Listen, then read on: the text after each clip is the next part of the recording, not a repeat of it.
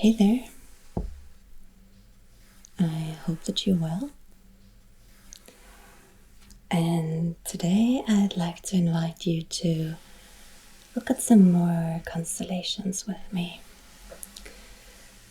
Specifically, I would like to look at the winter circle. It consists of Orion, Taurus, Auriga, Gemini, Canis minor, and Canis major. There are some more constellations in that area of the sky, such as Sirius, Lepus, and Eridanus, but we're only going to mention these three briefly. And I'd say let's start with Orion.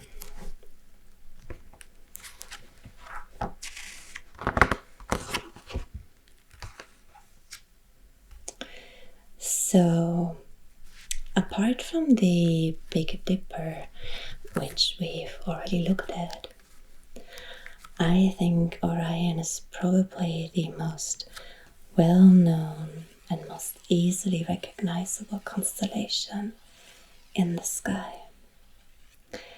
It looks a little like a human figure and has historically also been known as the hunter.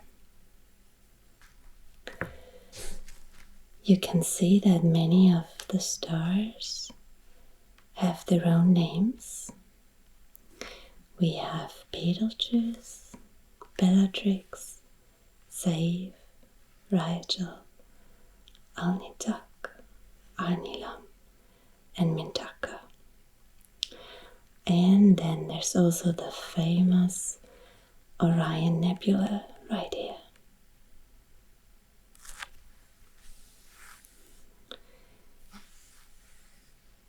There's a theory that Orion dates back to Babylonian times and that it depicted Gilgamesh, who was fighting against the bull of heavens up here, depicted in Taurus. And you can still see that in many of the catalogs.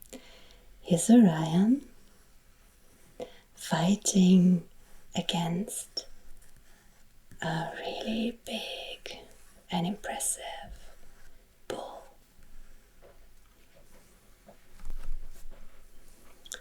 But there are some theories that Orion is an even older constellation.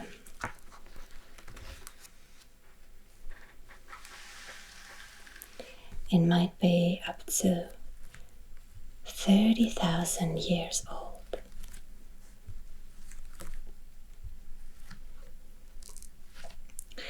So let's have a look at the stars.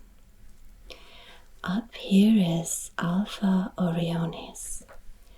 Like we said last time, the Alpha depicts the brightest star. It's Betelgeuse. And Betelgeuse really is a very, very bright star.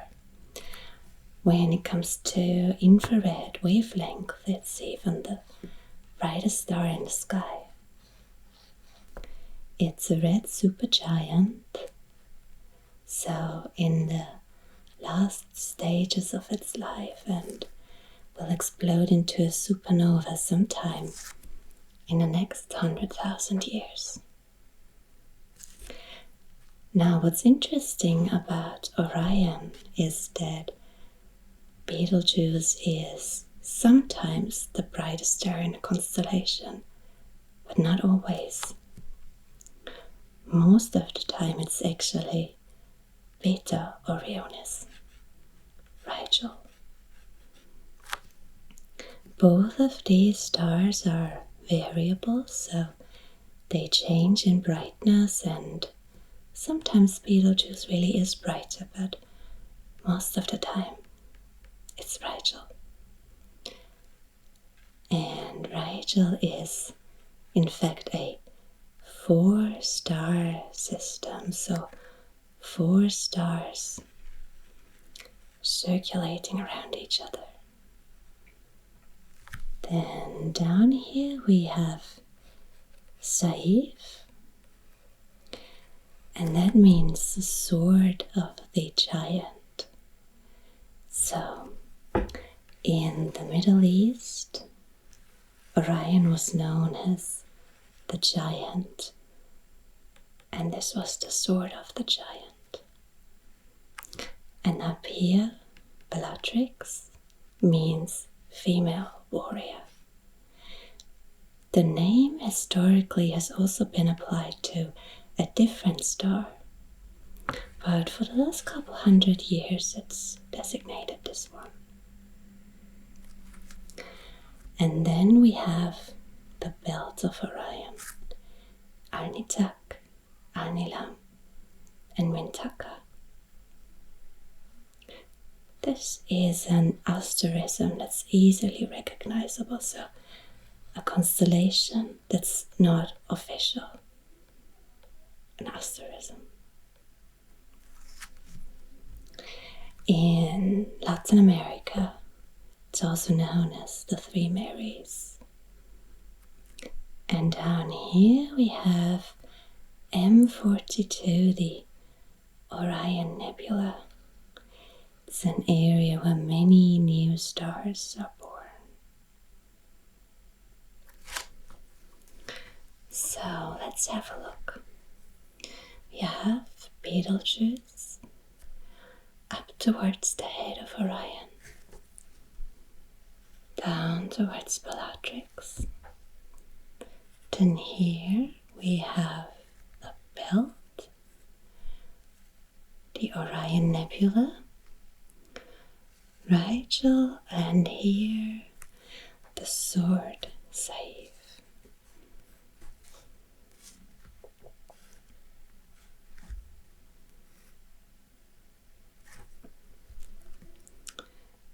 Now let's have a look at Taurus.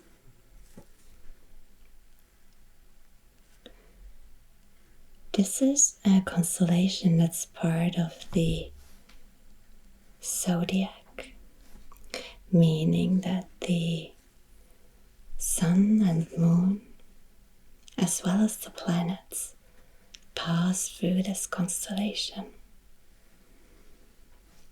The most well-known star is this one here. It's called Aldebaran, and it's the eye of Taurus. There are 2 more interesting objects. One is this cluster here that looks like a V. It's the Hyades. And then there's another beautiful cluster up here. These blue shimmering stars are called the Pleiades, the 7 sisters.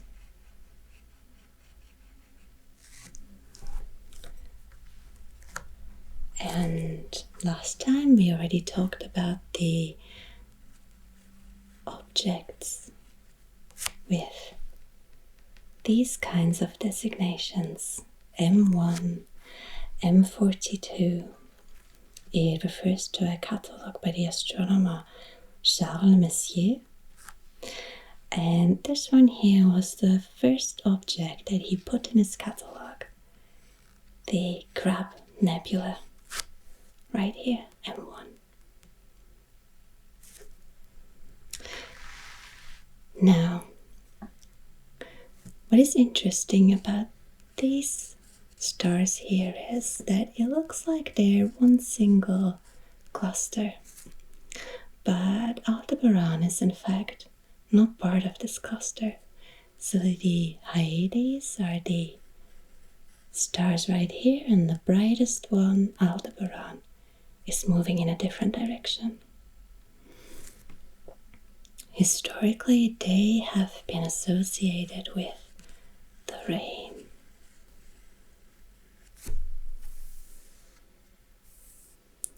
Alright, so these are the first 2 constellations of the winter circle. Now let's move up here to Auriga.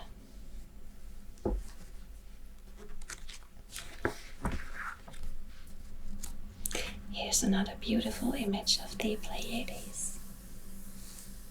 They're really gorgeous and they're easy to see when you look up in the winter.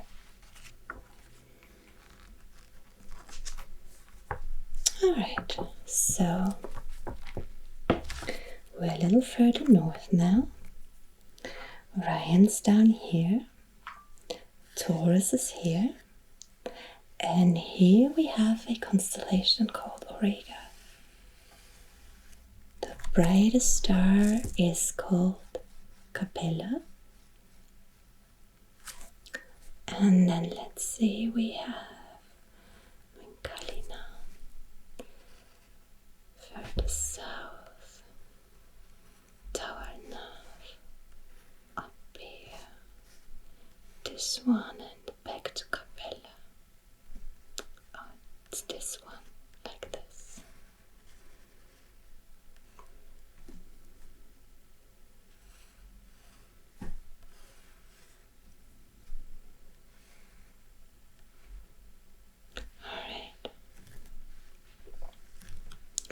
So Auriga means the charioteer, and for the Greeks it was the person who had invented the chariot and who was rewarded with a place in the sky. But there's also another story related to this star here, Capella. It means little goat, and it's said to be Amalthea, the goat that suckled Zeus when he was hidden from Kronos, his father. So that's why when you see an image of Auriga in a catalogue, its charity is sometimes depicted with a little goat.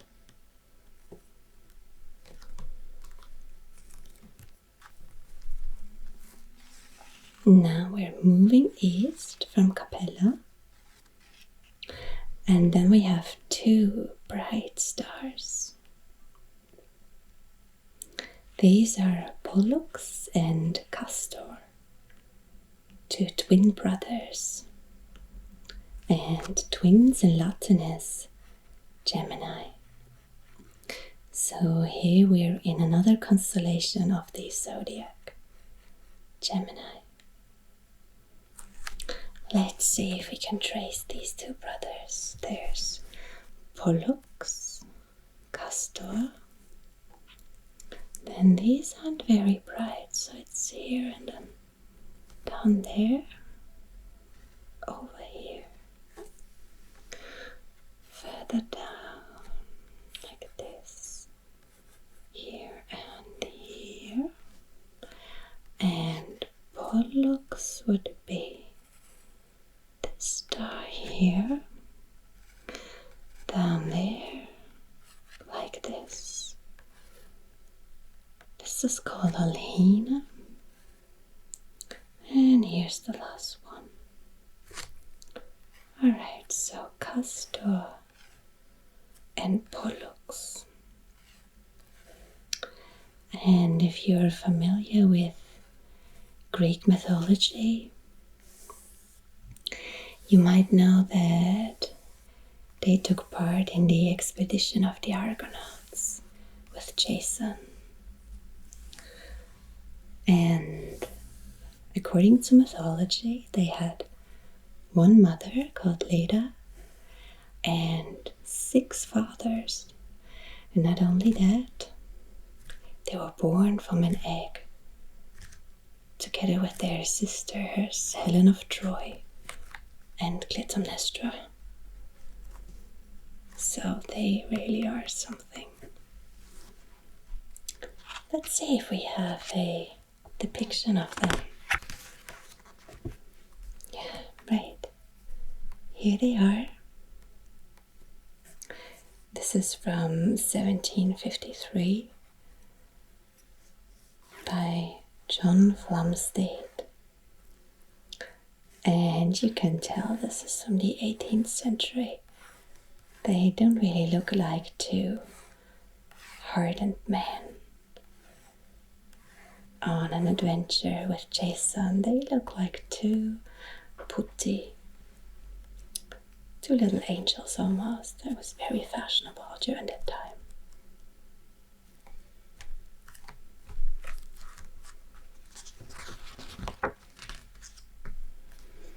Alright, and now we get to the brightest star in the sky.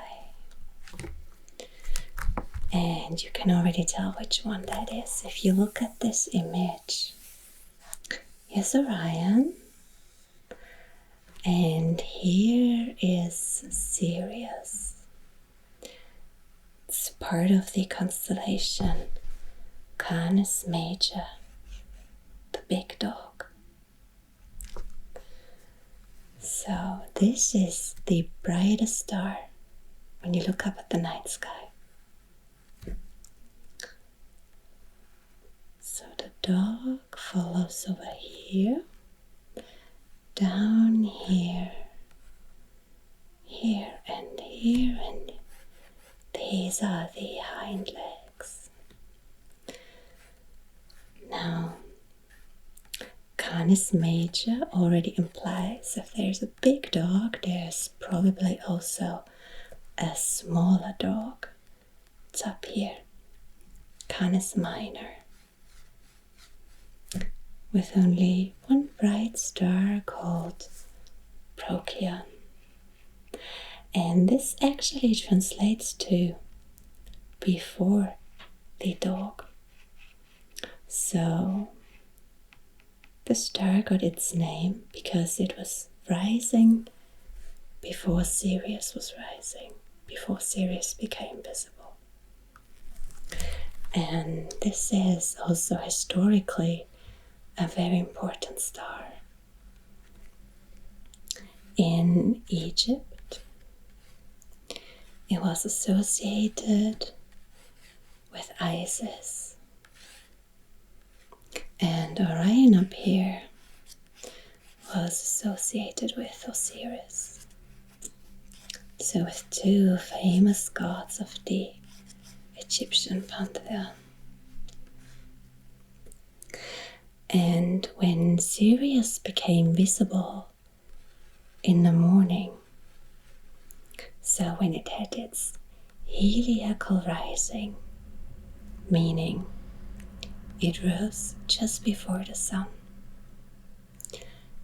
that's when the Egyptians knew that the annual floodings of the Nile River were about to begin. For the Greeks, it meant something else. It meant that the hottest days of the year were about to come. So they called these days the dog days, an expression we still use today. For the Greeks, it meant heat, drought, bad luck, and even madness. I think for us it just means the uncomfortable parts of summer.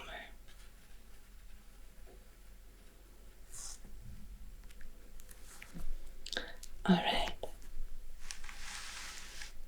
so we have Canis Major and Sirius, we have Canis Minor and Procyon, we have Orion with Betelgeuse, Rigel, Bellatrix, Saiph, and the three stars of the belt. And then here in between we have a constellation that you can barely see in between all the other stars. It's called Monoceros. Goes like this. And I have to admit, I've never been able to find it. The winter circle is very easy to see, but the sky has never been dark enough where I live to be able to see Monoceros.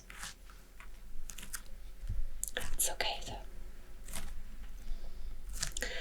If you were to continue up here, you would get to Taurus, then Auriga, and then back down here to Gemini.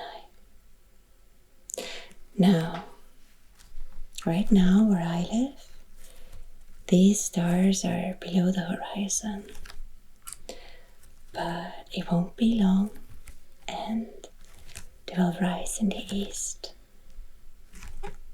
and be visible during the winter nights. And to me, that is really one thing that I always look forward to in winter. So when it gets cold, maybe look up at the sky and I'm sure you'll be able to find them. Alright, thank you for watching and see you next time.